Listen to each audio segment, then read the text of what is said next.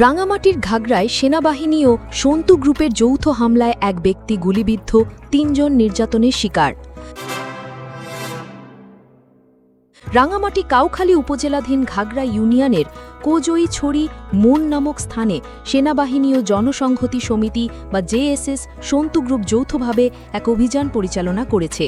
আজ মঙ্গলবার ২৪শে জুন ২০২৫ ভোররাতে এ অভিযান চালানো হয়। এ সময় সেনা ও সন্তু গ্রুপের নির্বিচারে ছোঁড়া গুলিতে এক গ্রামবাসী গুলিবিদ্ধ হয়েছেন বলে খবর পাওয়া গেছে।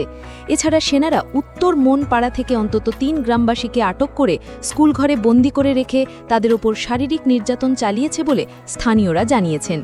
স্থানীয় সূত্রে জানা যায়, আজ মঙ্গলবার ভোররাত ৩:৩০ থেকে ৪টের মধ্যে একদল সেনা সদস্য ও সন্ত গ্রুপের একটি সশস্ত্র দল যৌথভাবে কোজইছড়ি মোন এলাকায় হানা দেয়।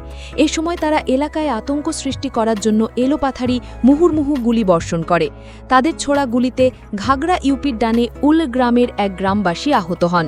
এ সময় তিনি বাড়ি থেকে বাইরে টয়লেটে যাচ্ছিলেন। তার ডান পায়ে একটি গুলি বিদ্ধ হয় বলে জানা গেছে।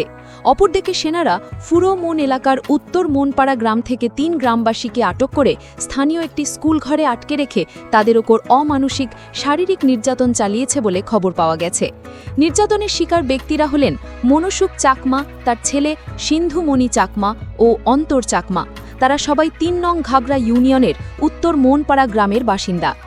এদিকে সেনাবাহিনীর সদস্যদের সাথে জেএসএস সন্ত গ্রুপের সশস্ত্র লোকজনও ছিল বলে প্রত্যক্ষদর্শীরা নিশ্চিত করেছেন।